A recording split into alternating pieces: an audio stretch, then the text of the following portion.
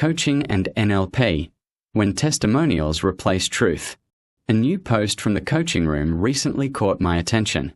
It featured a glowing testimonial from a client named Pamela, who claimed that NLP-based coaching programs at the coaching room had changed her life in ways that years of therapy never could, with a tidy 5-star rating beneath her name. Of course it did. Testimonials like this are the bread and butter of the coaching industry. A person struggles. They attend a program.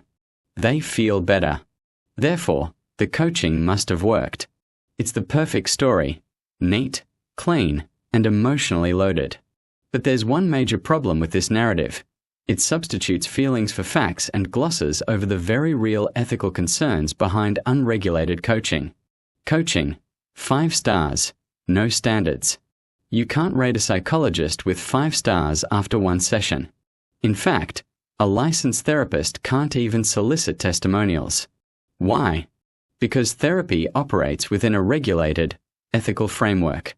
Coaches, on the other hand, aren't bound by any clinical standards or oversight. There's no regulatory body, no ombudsman, no code of accountability if things go wrong. If a coach takes someone down a path that reframes trauma, to end a marriage, to cut off family, and it all falls apart, there is no formal process for recourse. It was all done under the guise of permission, because, in their world, everything is a choice. Even harm. Therapy versus coaching. An uneven playing field.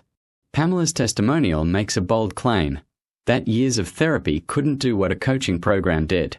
But there's no mention of what kind of therapy she tried, how many sessions she attended, or what the context was. Did she see a registered clinical psychologist? Did she do CBT, EMDR, psychodynamic therapy? Or did she try one session with a GP-referred counselor and call it a day? We don't know, because we are not supposed to ask.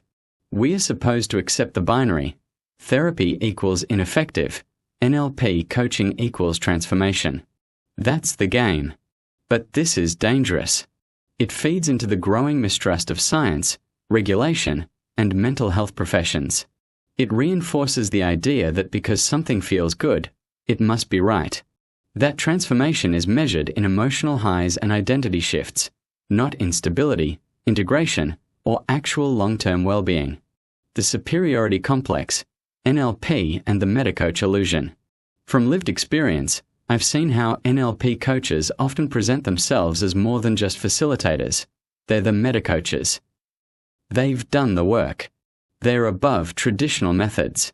They see your limitations even when you don't.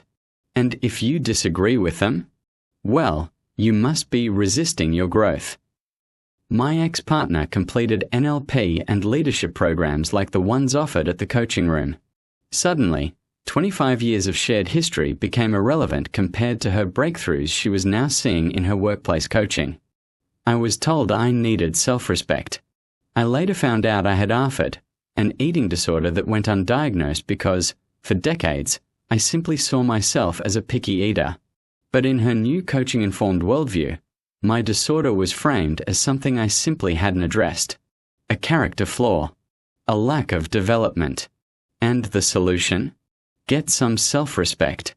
Not compassion. Not dialogue. Not therapy. When she walked away from the marriage, it wasn't framed as avoidance. It was a conscious choice. When she had an affair, it wasn't betrayal. It was alignment. When she gaslit, rewrote history, and ghosted me after months of mixed signals, it wasn't cruelty. It was authenticity. That's coaching. Rewriting Maslow to fit the brand. Let's not forget, the coaching room takes Maslow's hierarchy of needs and rewrote it to place coaching above self-actualization. In their version, therapy lives somewhere down in the safety and belonging levels, while coaching perches closer to transcendence, just below spirituality. It's a bold repositioning that conveniently elevates their product while reducing everything else. Because if you believe coaching sits above therapy, then of course you believe it can do what therapy never could. And that belief, sold well enough, is what converts testimonials like Pamela's into marketing gold. NLP in the therapy space. Big claims, no responsibility. NLP places itself firmly in the therapy-adjacent space. It claims to offer real change, mindset shifts, pattern rewiring, emotional breakthroughs. These are psychological concepts dressed up in coaching jargon, but offered without the guardrails of actual psychological training.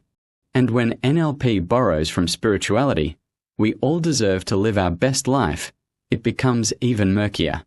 If you're paying for it and buying into it willingly, then fair enough. You get what you pay for. But what happens when these programs are delivered through the workplace? What happens when coaching is disguised as leadership development?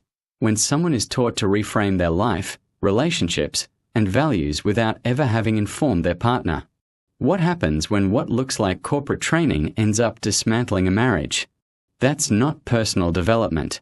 That's ideological infiltration. And it's even more insidious because it happens under the radar, often dressed up as professional growth. If you want a true testimonial, would you have left our marriage if not for the new job? No. Would you have left the marriage if not for the high salary? No. Would you have left the marriage if not for the Landee and coaching? No. But I believe in parts of the program, but I am not a devotee. This has all the ingredients you need.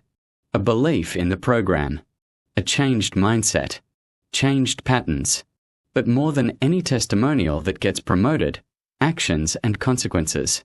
The real question, who gets held accountable?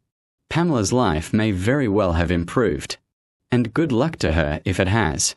But what happens when someone else has the opposite experience? What if they spend thousands chasing the same result, only to be left more isolated, more confused, and more broken than before? Where do they turn? There's no coaching ombudsman, no standards committee, just a trail of testimonials and 5-star illusions. And if you speak up about your harm, you're the problem. You just didn't do the work. Coaching can feel good. NLP can feel powerful. But testimonials aren't evidence, and 5 stars don't equal safety. Until there's regulation, oversight, and accountability, the coaching industry will continue to operate in a parallel universe where belief is currency and critique is seen as resistance. And in that world, harm will always be reframed as growth.